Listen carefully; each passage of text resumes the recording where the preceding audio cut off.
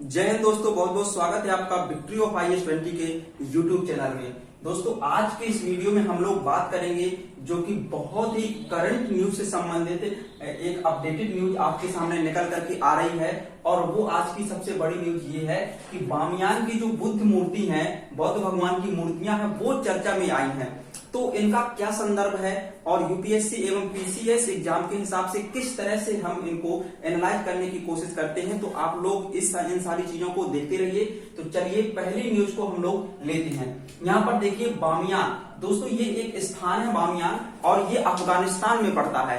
यदि अफगानिस्तान में दोस्तों देखा जाए तो बामियान में एक स्थान है मेंस ऐनाक। क्या स्थान है, यहाँ पर इस न्यूज का डिस्कशन इस तरह करेंगे, मेंस ऐनाक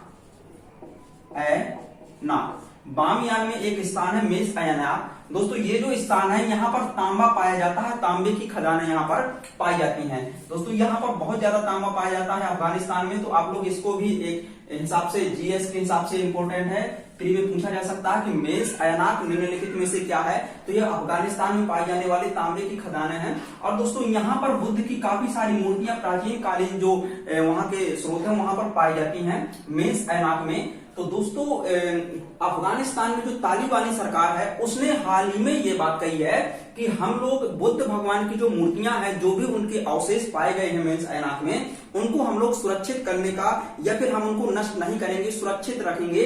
और इस तरह की कोशिश करने की या इस तरह की बातें उन्होंने की हैं कि हम मेंस ऐनाक की बौद्ध मूर्तियों को सुरक्षित रखेंगे। क्योंकि दोस्तों आपको पता है कि जो मेंस ऐनाक है यहाँ पर वर्तमान में देखा जाए तो चाइना का इंटरफेयर बढ़ रहा है और चाइना यहाँ पर निवेश कर रहा है।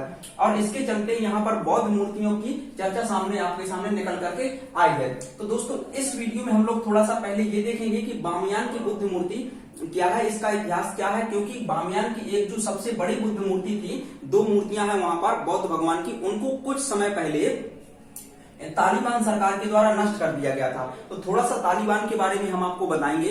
देखिए 1990 के दशक के बाद जो तालिबान है, ये आंदोलन काफी ज्यादा चर्चा में आने लगा और काफी ज्यादा सशक्त एवं मजबूत होने लगा था। और लगभग 90 के दशक के अंत तक तालिबानी सरकार ने अफगानिस्तान पर 90% तक तो लगभग उसके क्षेत्र पर कब्जा कर लिया था।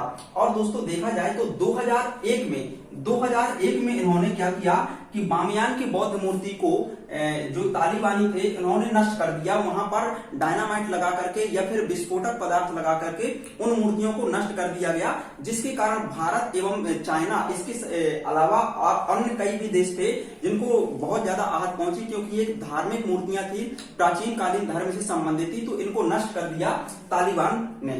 ठीक है, और इनको नष्ट करने के पश्चात देखिए 2003 में जो बामियान की बौद्ध मूर्तियां थी उनको यूनेस्को की विश्व धरोहर की सूची में भी यहाँ पर शामिल कर लिया गया था।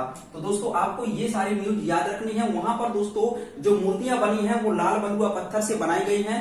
और एक मूर्ति अगर देखा जाए तो उसकी ऊंचाई है, दो मूर्तियां हैं बामियान में, 507 मीटर इसकी ऊंचाई है और एक है 554 मीटर इसकी ऊंचाई है, जो बामियान की बौद्ध मूर्तियां हैं। दोस्तों अगर देखा जाए तो एशिया की सबसे बड़ी, सबसे ऊंची मूर्ति जो है वो बामियान की बौद्ध मूर्ति ही हुआ करती है।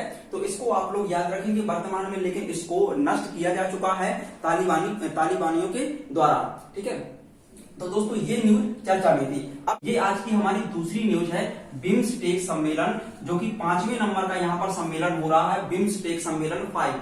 तो आप लोग इसको देखिए, ये बिम्स्टेक है क्या। पहली बात तो ये समझ लीजिए कि बिम्स्टेक कहलाता क्या है। ये हाल ही में सम्मेलन हुआ है, क्योंकि ये सम्मेलन हुआ है तो इसलिए इस संदर्भ में इस न्यूज को पढ़ना बहुत ज्यादा जरूरी हो गया है। और इससे संबंधित जो चीजें स्टैटिक जीके से संबंधित है उनको भी बताना यहाँ पर जरूरी है। क्योंकि एग्जाम में यहाँ से क्वेश्चन बहुत ज्यादा पूछे जाते हैं, जो भी अंतरराष्ट्रीय संगठन है उनको तो पूछा ही जाता है। तो इसलिए सबसे पहले हम आपको बताएंगे कि बिम्स्टेक क्या कहलाता है। देखिए बिम्स्टेक का फुल फॉर्म होता है Bay of Bengal initiative multi sectoral technology and economic cooperation.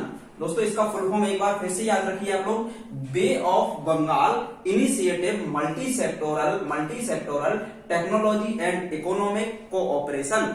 दोस्तों ये बिम्स्टेक का फुल फॉर्म होता है। यदि दोस्तों देखा जाए तो बिम्स्टेक की स्थापना यहाँ पर 1997 में हुई थी। 1997 में बिम्स्टेक की स्थापना हुई थी। बिम्स्टेक में कितने देश सदस्य हैं, तो इसकी सदस्य कंट्री की बात यदि हम करें दोस्तों, तो इसमें कुल मिलाकर के अगर गिनती गिनी जाए तो देखिए ये बी से आता है बांग्लादेश, तो यहाँ पर बांग्लादेश इसका सदस्य है। इसके बाद आता है आपका इंडिया, तो इंडिया यानी कि भारत इसका सदस्य है। फिर इसके बाद आता है आपका क्या, म्यांमार, ठीक है, बांग्लादेश, इंडिया, म्यांमार, और इसके अलावा श्रीलंका और थाईलैंड। ये दोस्तों शुरुआती सदस्य थे जब 1997 में बिम्स्टेक का निर्माण हुआ था, लेकिन वर्तमान में देखा जाए तो इसके दो और सदस्य हैं दोस्तों, वो हैं आपका नेपाल और भूटान। ये दो सदस्य हैं, ये लास्ट में बने। और ये कब बने थे बिम्स्टेक के सदस्य, ये बने थे आपके 2004 में ये बिम्स्टेक जो संगठन है इसके सदस्य बने थे।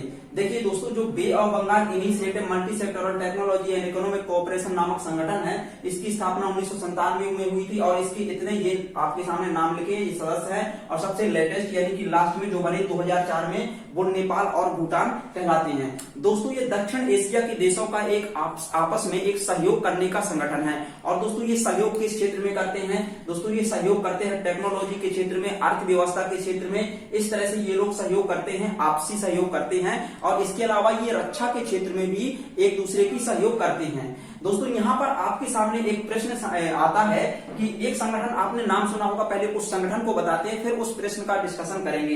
एक संगठन आपने सार्क नाम से सुना होगा, SAARC, सार्क का फुल फॉर्म क्या होता है, south Asian association for regional cooperation. दोस्तों सार्क का फुल फॉर्म क्या होता है, south Asian association for regional cooperation. इसके कितने देश सदस्य हैं, इसके सदस्य की गिनती करें तो यहाँ पर आपको मालदीव मिलेगा, श्रीलंका मिलेगा, भारत, पाकिस्तान, अफगानिस्तान, नेपाल, भूटान और बांग्लादेश। ये कुल मिलाकर के 8 कंट्री जो हमने आपको गिनवाए हैं, यही सार्क के सदस्य हैं। तो आप ध्यान दे रहे होंगे यहाँ पर कि सार्क के सदस्यों में पाकिस्तान भी शामिल है। ये साउथ एशियन एसोसिएशन है, दक्षिण एशिया के देशों का एक संगठन है, ठीक है, दक्षिण एशिया के देशों का एक संगठन है और इस संगठन में पाकिस्तान भी शामिल है। लेकिन देखिए दोस्तों, जो सार्क का गठन किया गया था, सार्क का गठन इसलिए किया गया था कि ये जितने भी सदस्य इस संगठन में शामिल हैं, ये आपस में सहयोग करेंगे। लेकिन यहाँ पर बात सामने निकल करके क्या रही है कि 2016 में दोस्तों, अक्टूबर 2016 में उरी हमला हो गया था। उरी में हमारे कई जवान शहीद हो गए थे और इसमें दोस्तों पाकिस्तान का बहुत बड़ा हाथ था, ऐसा सामने निकल करके आता है, क्योंकि उसने आतंकवादियों को फंडिंग की थी और उसके माध्यम से उरी में हमला करवाया। ठीक है दोस्तों, जब ये उरी में हमला हुआ 2016 में, तो उसके बाद दोस्तों भारत ने सार्क में से पाकिस्तान का बाइकआउट करना प्रारंभ कर दिया। और इसके बाद देखिए अक्टूबर 2016 में उरी हमला हुआ था और इसके बाद नवंबर 2016 में ही सार्क की बैठक पाकिस्तान में हुई थी। और दोस्तों इस बैठक में कई देशों ने जाने से इनकार कर दिया था, कई देशों ने जाने से यहाँ पर इनकार कर दिया था और उसी तरह से भारत ने भी उस बैठक में भाग नहीं लिया। तो दोस्तों देखिए, सार्क का जो संगठन है इसमें चूंकि पाकिस्तान शामिल है, इसलिए भारत चाहता है कि हम सार्क के विकल्प के रूप में बिम्स्टेक को निकाल करके लाएं। तो दोस्तों बिम्स्टेक एक प्रकार से सार्क नामक संगठन का विकल्प हो सकता है और इसमें पाकिस्तान को छोड़ते हुए बाकी दक्षिण एशिया के जितने भी देश हैं उनको हम लेकर के आगे बढ़ सकते हैं। और दोस्तों इसलिए देखिए एक बात और आपको बता दें, यूपीएससी के हिसाब से या फिर किसी स्टेट पीसीएस एग्जाम के हिसाब से, कि यहाँ पर एक गुजराल सिद्धांत भी दिया गया था दोस्तों, गुजराल सिद्धांत। और गुजराल सिद्धांत में दोस्तों 5 बातें बताई गई थी, उनमें से जो प्रमुख बातें हम आपको बताई दे रहे हैं कि गुजराल सिद्धांत में एक तो ये कहा गया था कि देखिए दक्षिण एशिया के जितने भी देश हैं, चाहे वो श्रीलंका हो, चाहे वो आपका बांग्लादेश हो, नेपाल, भूटान हो, ठीक है, म्यांमार हो, थाईलैंड हो, कोई भी कंट्री हो, ये कोई भी देश आपस में एक दूसरे के आपसी मैटर में या फिर आंतरिक मामलों में हस्तक्षेप नहीं करेंगे। या फिर ये किसी नंबर 1 ये था। दूसरा, गुजराल सिद्धांत में बताया गया था कि ये किसी भी देश में आतंकी संगठनों को बढ़ावा नहीं देंगे या किसी भी देश में पनप रहे विद्रोह को बढ़ावा नहीं देंगे या फिर प्रमोट नहीं करेंगे। और इसके अलावा वे रक्षा के क्षेत्र में या फिर प्राकृतिक के क्षेत्र में आपस में सहयोग बना करके रखेंगे। ठीक है। तो दोस्तों इस तरह से गुजराल सिद्धांत में ये कुल मिलाकर के 5 सिद्धांत दिए गए थे, तो इनको आप लोगों को पढ़ के रखना है, क्योंकि दोस्तों ये बिम्स्टेक संगठन न्यूज में आया। अभी हाल ही में इसकी श्रीलंका के कोलंबो में बैठक की गई थी, तो इसलिए इसको हमने आपको बता दिया था। दोस्तों बिम्स्टेक का सचिवालय यदि आपसे पूछा जाए तो बांग्लादेश के ढाका में इसका सचिवालय है। ठीक है, तो इतना दोस्तों आपको याद रखना है सार्क के बारे में।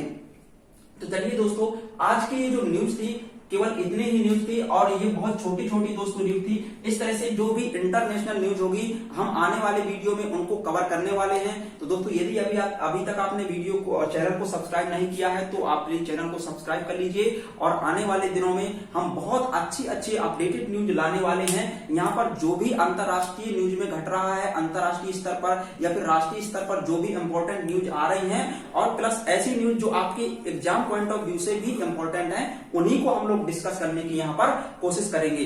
तो जल्दी ही मिलते हैं दोस्तों नेक्स्ट वीडियो में, तब तक बने रहिए आप हमारे साथ। जय हिंद।